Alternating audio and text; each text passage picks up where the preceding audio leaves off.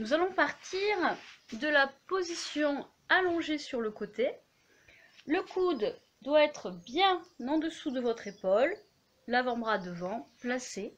On va déjà aligner épaule, hanche, talon. Et la jambe du dessous, vous allez la ramener un petit peu, aller relâcher, fléchie vers l'avant. Pas complètement, juste un petit peu. L'autre jambe va être bien étirée, bien tendue, le pied en appui au sol. La main ici, pour l'instant, vous pouvez la placer devant. La première chose qu'on va placer, c'est ça. C'est-à-dire, là on est relâché, le ventre n'est pas engagé. On se repousse un peu, comme si on se cachait et qu'on voulait regarder ensuite au-dessus d'un petit muret. Allez, hop. Et là, on va étirer, épaule basse, la tête qui va dans cette direction-là, et le bassin toujours placé en neutre, donc on n'est pas exagérément cambré. Ici, on étire dans sa jambe, on place ici, ça c'est important sur la suite, hein. On maintient ici la rentrée du ventre, donc là, ça resserre et ça monte, on maintient ça. Ensuite, dans cette position-là, d'accord, on va se gainer et monter le bassin, donc on ne prend pas de force avec les bras, on est fixé, ça monte, et aussi on est dans la position de gainage. On étire, on fixe, étirez ici, étirez au niveau de la jambe, on maintient ça. Si ça vous aide, vous mettez la main là, autrement elle fixe ici. Et là on sent le ventre, si vous êtes trop cambré, vous ne sentirez pas. À ce moment-là, il faut que vous poussiez le pubis vers l'avant. On maintient ça, on gaine au maximum.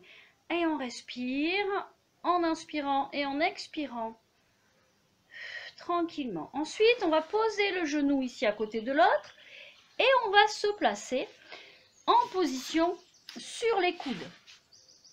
Donc, position sur les coudes, on place l'étirement, toujours l'allongement du dos, le gainage.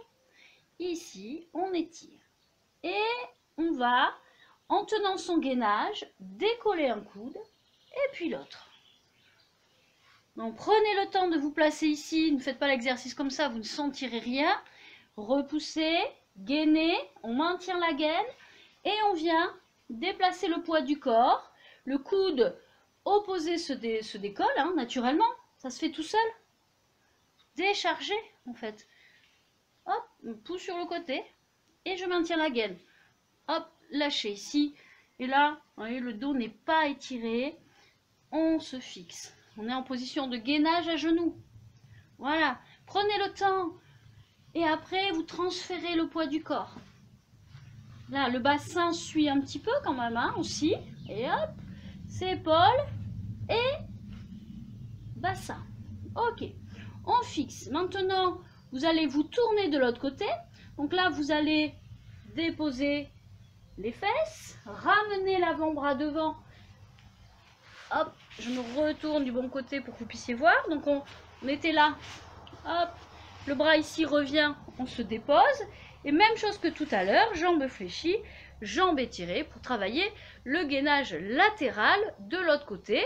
On repart, appui, étirement. Sur la ligne ici, placement du bassin. Voilà, on fixe, on se repousse. Et on est caché. Hop, on veut regarder au-dessus. Qu'est-ce qui se passe? Tac. On fixe le menton. Maintien ici. Doit gainer là. Hop. Pousser du pubis. On inspire. Et là, on garde la repoussée. Comme s'il y avait quelque chose qui tirait ici. Hop. Et on monte. On place son étirement. Allez. On fixe le gainage. On étire bien le dos. On tient le temps qu'on peut. Voilà, la jambe ici, finalement, après, elle ne sert plus à rien, hein. Déchargez, juste à fixer votre étirement. C'est celle-là hein, qui maintient l'appui. Et doucement, vous relâchez. Posez la fesse. Et on revient sans bouger, en fait. Hein, comme ça, on a le placement de gainage. Vous voyez, donc après, mobilité. Ici, gainer. Hop, pas sur le côté. Hop. Passe d'un côté à l'autre. Voilà. Coude, bassin, épaule. Tout suit.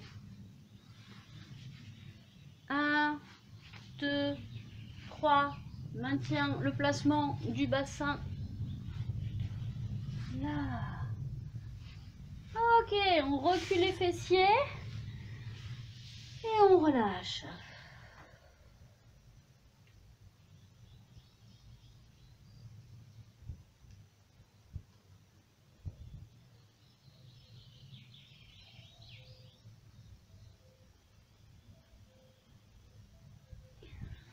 Alors là, on a fait cet exercice sur les coudes. C'est pas le plus simple. Les exercices sur les coudes au niveau de la sangle abdominale s'engagent quand même pas mal. On va faire la même chose maintenant en appui sur les mains. Si vous avez des problèmes au niveau des poignets, évidemment, préférez celui sur les coudes. Si vous avez des problèmes au niveau des épaules, préférez celui sur les mains. Maintenant, si vous avez des problèmes au niveau des poignets et des épaules, ces exercices sont compliqués. Il vaut mieux faire les positions latérales dans cette position-là et de simplement décoller ici tout le côté. Mais ça, je vous montrerai sur une prochaine vidéo. Donc, ne faites pas ces exercices si vous avez des pathologies au niveau de l'épaule. Également, blocage sur les poignets. Il n'y aura pas d'adaptation possible. Voilà.